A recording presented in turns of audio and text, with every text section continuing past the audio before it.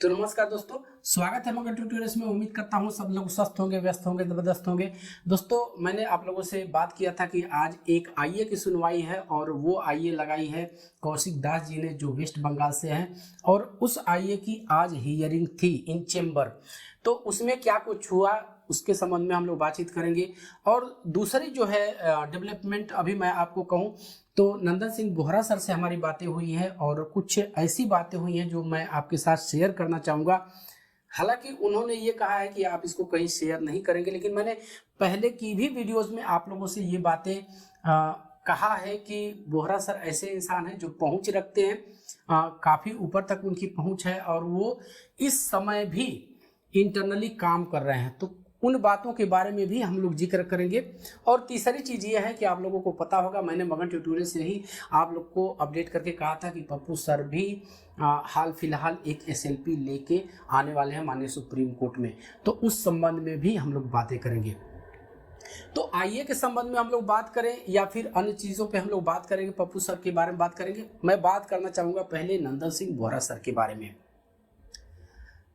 कई आप लोगों के सवाल आते रहे हैं कि पता नहीं एनआईओएस डीएलएड का क्या होगा। मैंने हाल फिलहाल इस तरह की कमेंट भी वीडियो पे देखे हैं कि अब कुछ नहीं हो सकता, अब बहुत सारा समय निकल चुका है और इस बचे हुए समय में अब कुछ होना मुश्किल है। लेकिन अभी आप लोग को आशावादी रहना है, क्योंकि मैं थोड़ा सा मोटे में ही बात करूंगा। बोहरा सर अभी भी अप्रोच लगा रहे हैं मंत्री और मुख्यमंत्री और राज्य सरकार की तरफ से एनसीटीई को, क्योंकि आप जानते हैं कि एनसीटीई एक्सपर्ट बॉडी है। एनसीटीई जो कुछ लिख के एक बार दे देगा वो ब्रह्मा की लकीर होगी।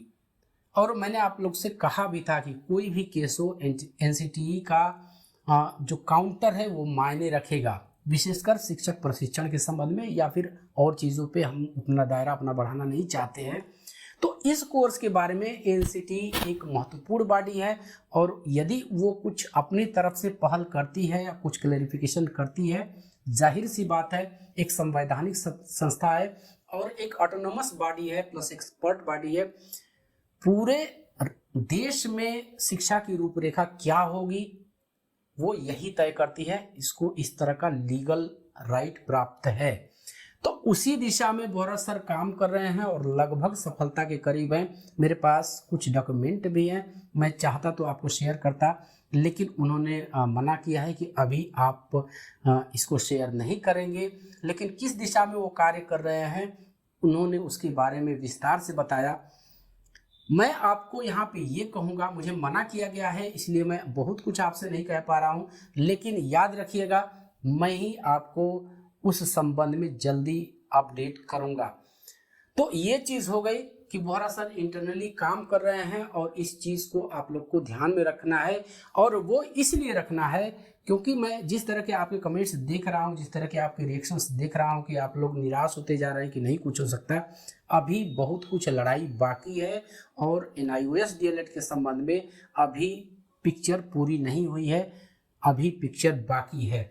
तो जल्दी ही मैं इस संबंध में आपको अपडेट करूंगा। अब मैं आता हूं कौशिक दास जी ने जो एक आईए फाइल की थी उसका क्या हुआ।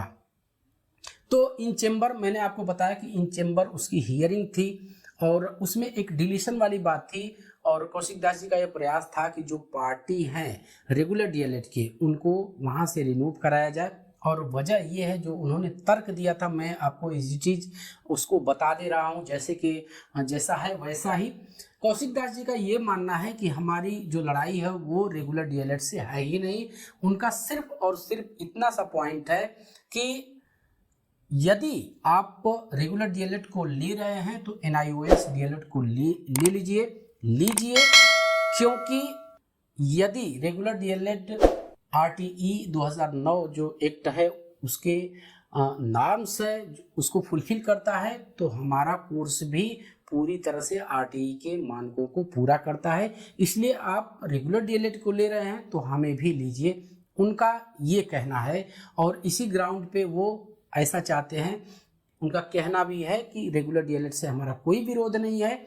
उनको सरकार यदि ले रही है तो उनको ले या जो कुछ करे, हमें भी सरकार को लेना चाहिए जो रिक्रूटमेंट्स है उसमें लेना चाहिए, क्योंकि हमारा भी जो कोर्स है इस तरह का मेंशन है, चाहे आप विज्ञापन देख लीजिए, अपेंडिक्स 9 देख लीजिए, हमारा कोर्स भी RTE के मानकों को फुलफिल करता है, इसलिए हमें भी लेना चाहिए। आप दुनिया भर में आप B.Ed को लीजिए, रेगुलर DLED को लीजिए और किसी को लीजिए, हमें उससे मतलब नहीं है, हमें सिर्फ इससे मतलब है कि हमें ये बोल के कोर्स करवाया गया है, क्योंकि इसीलिए तो कहा गया था यदि हम RTE के मानकों को पूरा नहीं करते तो हमें नौकरी में भी अपनी वर्तमान जो सेवा है उसमें बने रहने का कोई हक नहीं है, और ये हक ये कोर्स दिलाता है, यही बोल के करवाया गया था। तो हमें भी फ्रेश रिक्रूटमेंट में आप लोग लीजिए।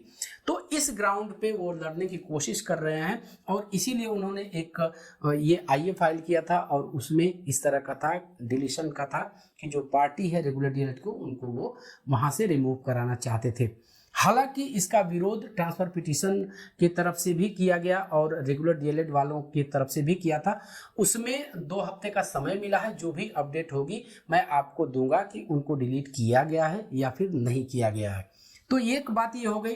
दूसरी चीज मैंने आपसे कही थी कि एक अंतरिम राहत की बात है कि वो कब मिलेगी, कैसे मिलेगी, इस संबंध में भी जिरह की जानी थी, लेकिन जैसे ही ये मामला फाइनल होगा, ये IA एक्सेप्ट होगी, इसके बाद ही इस संबंध में कुछ जो डिटेल है वो मिल पाएगी। तो अभी ये मामला फिलहाल के लिए पेंडिंग में है।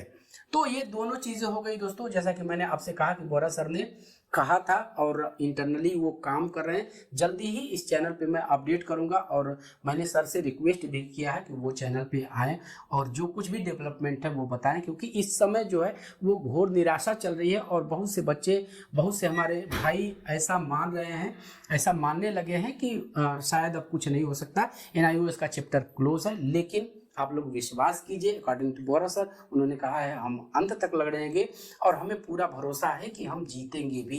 तो अभी आप लोग को निराश नहीं होना है, और कौशिक जी भी आप लोग को पता है कि वो लगे हुए हैं, और बाकी ट्रांसफर पिटीशन भी है, रिव्यू भी है, तो बहुत सारी चीज़ें अभी भी प्रोसेस में है। तो आप लोग को अपना मन छोटा नहीं करना है, आशा बनाए रखनी है। बात यहाँ पे मैं पप्पू सर की करूँगा, और पप्पू सर ने कहा था कि जल्दी ही SLP लेके आएंगे। हालांकि कुछ चीज़ें बीच में निगेटिव, इसको कह सकते हैं हम, निगेटिव नहीं भी कहना चाहिए, क्योंकि केस डिसमिस हुआ है, लेकिन जो IA है वो डिस्पोज ऑफ हो गई। थोड़ा सा ये ट्रेजेडी हो गई, वरना पप्पू सर अब तक का सुप्रीम कोर्ट में आपको नज़र आते, और उन्होंने कहा भी है कि जल्दी ही हफ्ते 10 दिन के अंदर ये चीज़ें हम करने में कामयाब होंगे। और आप लोग की बार बार क्वेरी भी है कि पप्पू सर को आप लाइव लाइए, तो हमारी पूरी कोशिश है। आप लोग जानते हैं कि इस तरह के लोग, चूँकि पप्पू सर नौकरी पेशा भी हैं, नौकरी में भी रहना है, वो चीज़ें भी करनी है, दिन भर तो उसी में निकल जाता है। और जो इस तरह का जो सार्वजनिक जीवन होता है, जो पब्लिक का कार्य करने वाले लोग होते हैं, वो काफ़ी व्यस्त रहते हैं। मैंने रिक्वेस्ट किया है कि सर एक बार आप 5 मिनट 10 मिनट के लिए ही समय निकालिए और एक बार चैनल पे आइए, ताकि हमारे भाइयों को एक राहत मिल सके कि अभी भी NIOS के संबंध में कार्य किए जा रहे हैं, और सफल होने के लिए किए जा रहे हैं, और हमें सफलता जरूर मिलेगी। तो यही था दोस्तों, अभी आप लोग को निराश नहीं होना है, थोड़ा सा अपना धैर्य बनाए रखना है।